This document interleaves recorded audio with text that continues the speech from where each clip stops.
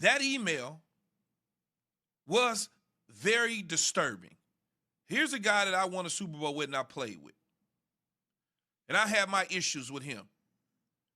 Okay? Well documented. But at the same time, what he said about D. Smith is disturbing. It's unacceptable. And this is why, in this country, we are in a position that we are in as human beings, not only human beings, but as African Americans, because we gloss over these sort of things and act like it's not that big of a deal.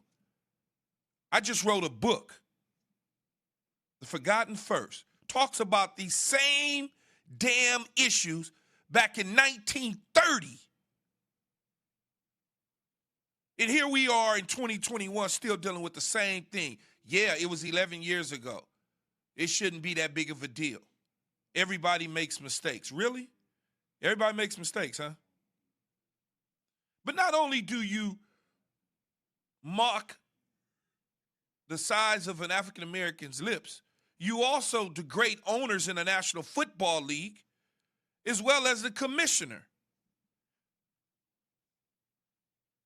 My concentration ain't only you talk bad about a black man, you're also talking about bad about people that own teams, run the league, the commissioner of the league, because he's a bad person. I tried to tell people this when I played for this man, but I was in the wrong. Keyshawn just a spoiled brat. Oh, Keyshawn just a diva. Oh, Keyshawn just wants the football. But here we are now, however many years later, and stuff is coming to the surface. I'm not going to let it just disappear because I was the bad guy, Jay. I was the one. I was the problem. Get him out of town. He's disruptive. But when you say stuff, people don't want to listen. They think it's all about you. And now look what we're dealing with.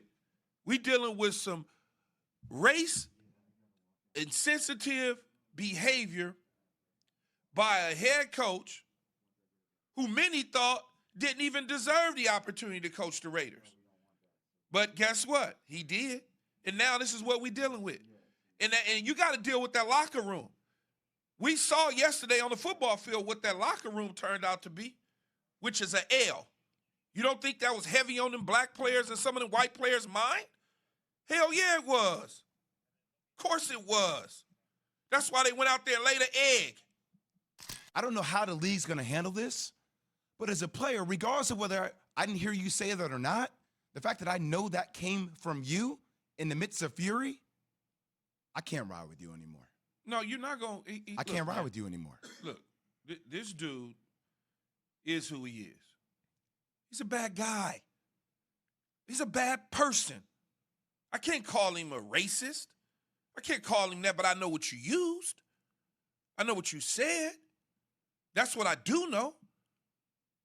You know, how many people you hear say things and then say, well, that ain't me. That's not. Wait a minute, though, homie. You just said that. That came out your email, not my email. It didn't come. It went from your email to Bruce Allen's email. Okay? We know where it went to. And if you know anything at all, you know that came from you. So trying to backpedal, clean it up, be dismissive, and tell people you're tired of talking about it, you ain't going to talk about it no more. No, you're going to talk about it. You just started talking about it. Until we're tired of talking about it. Yeah, that's the thing. First of all, you're not just going to brush over it. I don't give a damn what nobody say. If you put that in an email, even if you harbor those kind of feelings, if you put that in an email, that is a curious choice. Then to whom, as Key points out, are you sending the email? That's my point. To Bruce Allen. To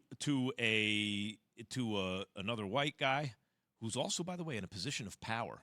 A powerful guy is going. Man, back I don't even want. Hey, Max. Yeah. I don't even want to dive into the history of Bruce and his family. Let's leave that alone. I think that's the point, right? If there is an environment that is conducive to behavior and language like that. No, it's not just. It's that you think whoever you're sending it to is a safe place to send a sentiment like that. For example, had he sent it to a friend of his who was, say, an African-American executive, right? Something like that. He could at least try to make the defense, we are informal, we joke around with each other, whatever, even if it's inappropriate. I'm sorry, I thought it was a private email. But he didn't. He sent it to someone who it seems he thought would be receptive to it on its face. And that's interesting to me. Both points you guys have brought up are illuminating. One, Key said, and you hit it right on the head, the thing that, besides the offensive idea, the fact that he says, I'm done. What did he say? He said, I don't want to keep addressing this. No, but he's going to keep addressing. Right, Key, but he said it and he dismissed it like someone who has the power to say, look, at this point you're harassing me. I've addressed it and now it's over. He does not get to say when it's over. That goes all back to what we've been talking about as human beings, white privilege, man. Yeah. Okay? He's in that space. He thinks he can just say and do what the hell he wants to do because for too long, the people in the National Football League and people who've been running these leagues allowed him to do those things. Mm-hmm. Okay? When I played for him, we won a Super Bowl, he became the golden child. He couldn't do no wrong. It was everybody else's fault. But now what? He got caught with his hand in the damn cookie jar. Yeah. And by the way, his defense is basically his implicit defense when he says, I feel good about what I've done my entire life. What I read into that is like, look, my behavior tells you I'm a good person. I don't harbor, racial,